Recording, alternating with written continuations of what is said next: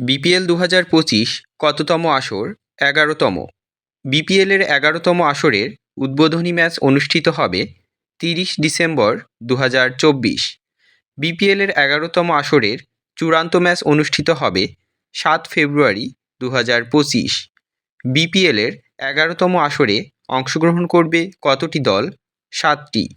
বিপিএলের ১১তম আসরে মোট ম্যাচ সংখ্যা হবে ছেচল্লিশটি। বিপিএলের ১১তম আসরের খেলাগুলো কতটি ভেন্যুতে অনুষ্ঠিত হবে?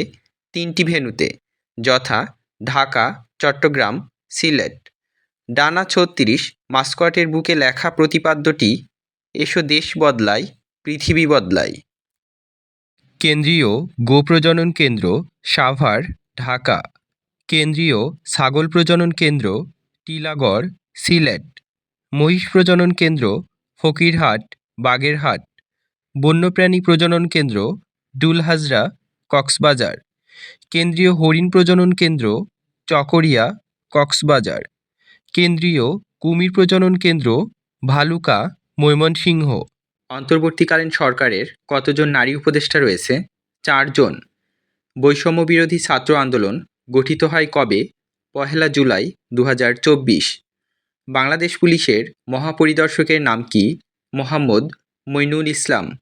বাংলাদেশের ১৭তম অ্যাটর্নি জেনারেল কে? মোহাম্মদ আসাদুজ্জামান। ত্রিপুরার ডম্বুর বাঁধ কোন নদীর উপর অবস্থিত? গোমতী। বৈশ্বিক রপ্তানিতে শীর্ষ দেশ কোনটি? চীন। বৈশ্বিক আমদানিতে শীর্ষ দেশ কোনটি? যুক্তরাষ্ট্র।